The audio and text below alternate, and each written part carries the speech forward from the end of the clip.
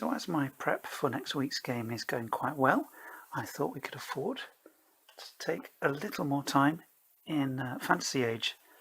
Now, one little trick that I have started doing is if I'm struggling with a name or I need to come up with a random name, go onto Google Translate and select English, type in whatever word, like for instance this character, I think I typed in warrior and I selected Arabic and it changed it to Muharib. So decent enough name. This was the original Dungeon Crawl Classics Lankmar Muharib, and this is our Fantasy Age version. And the other character that we're dealing with is El Muqtel. Now I think I put thief or rogue or scoundrel into Google Translate, translated it to Arabic, and it came up with El Muqtel. And Prince Aha was his assumed name that he was using in the heist adventure. But he kind of liked it, and even though it got him in trouble, because a lot went off in that adventure, he decided to sort of keep that assumed name. And this may have been something that's led him into trouble, because he, being Muharib's old friend from their land, Muharib has now found out that El Muqtel has disappeared under the guise of Prince Aha, and it may have been because of what he got up to in the heist adventure, or it may be something else. But we think he may have found something out that got him in trouble. We'll see. So I also used that principle to come up with a name for the port where we've arrived, and I put in Seaport, and the Maltese translation of Seaport was something a bit like Port Talbahar.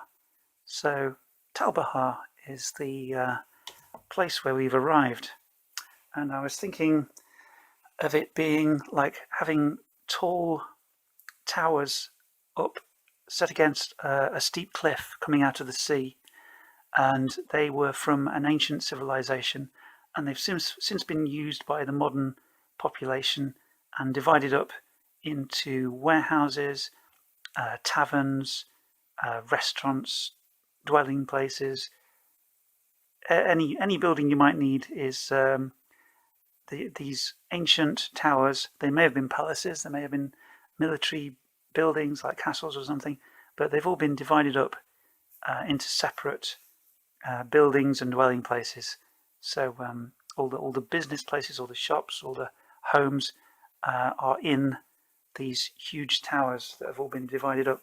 I was wondering if I got it from Circe in Dark Sword Adventures, but it's not quite the same idea. But it's a city set into a cliff, whereas in this case there are sort of these huge white towers have been built against the cliff, and maybe people have dug into the cliffs as well, like in Nottingham, where you can find old tanneries and all sorts, as well as air raid shelters built into the caves there.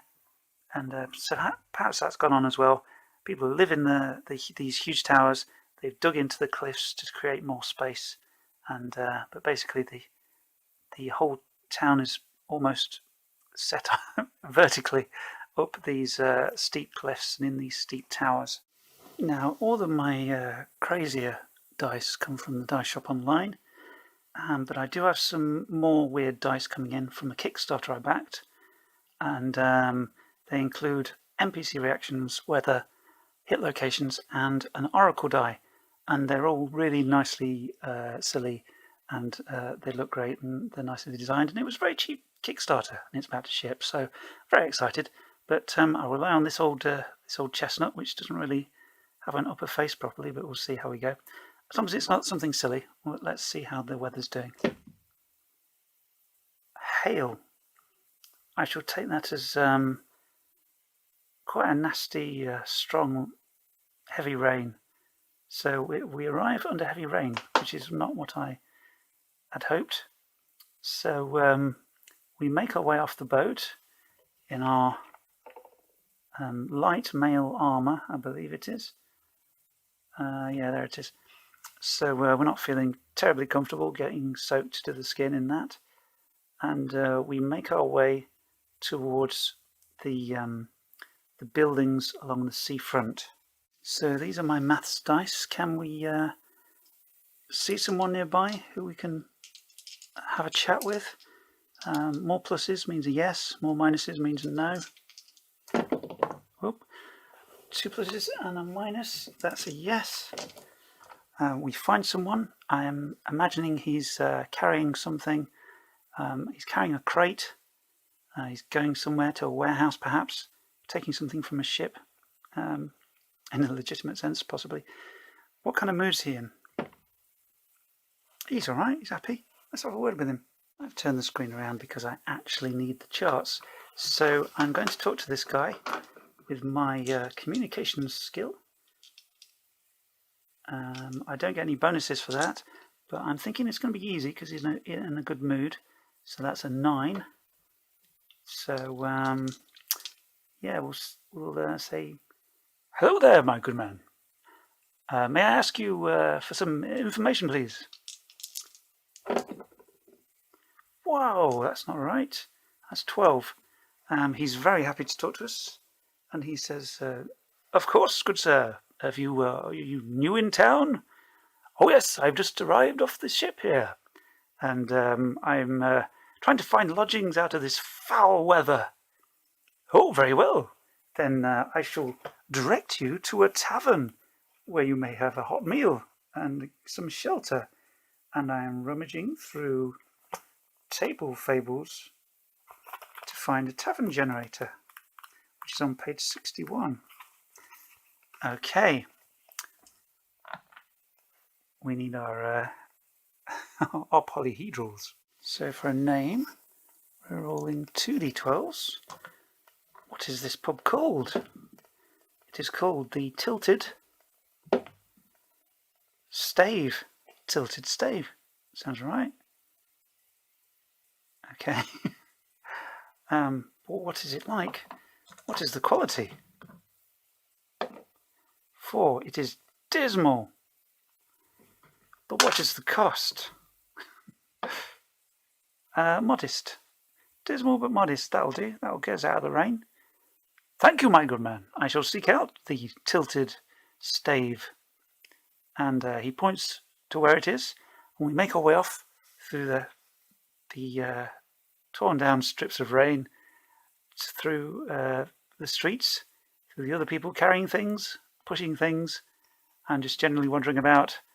And we hurry to get out of this foul weather and into the Tilted Stave. So we have these other charts in Table Fables. What is the occupancy? It is crowded. Well, it can't be that bad. The quality is dismal, but the good prices bring people in. So what is the atmosphere like? This tavern is calm and bright, filled with tall candles and polished wooden tables. Rows of colourful bottles line the wall behind the shiny bar, and a bard plays quietly by the window. Perhaps the dismal quality refers to the drink and the food, but it seems to be popular, but calm. So there's not all sorts of stuff kicking off. People are just sitting and chatting while the bard plays in the corner. Now, as it's a calm atmosphere, I'm going to go up to the barman, Muharib is, and he will say, "Greetings, barkeep. I am looking for a hot meal and a drink and possibly a room for the night because I've come on a long journey and I need to rest up. Your establishment seems particularly fine, and so could you provide me with these things, please?" And as it's a calm place, I don't think the barman's going to be a grumpy so-and-so. The quality may be dismal, but the place is popular. It's filled, so he's not going to be awkward or he'll scare patrons away. But I don't know. Perhaps he'll take a dislike to me. Who knows? He's smiling. Perhaps he wants to try to charge a bit extra. That's what I'm thinking. Perhaps he sees that I've come from another land, and he thinks I won't be aware of the kind of prices that are appropriate, and so he's gonna charge me a little bit extra because he thinks I'm a bit naive of this land's customs and acceptable prices, which is fair. No, it's not. So I'm going to let that go because I'm after information and a dry place to sleep and recover from my journey across the sea. Okay, looking in Fantasy Age, lodging for 1 night in an inn with a private room is 2 silver pieces. This guy is going to charge me 3, but I am going to offer him 4 silver pieces if I can ask him some questions. So if I move into Table Fables 2, where there's lots of stuff about generating a town, that some of these are going to be self-evident, I think, so I don't need to roll for lots of stuff. We already know what it's called.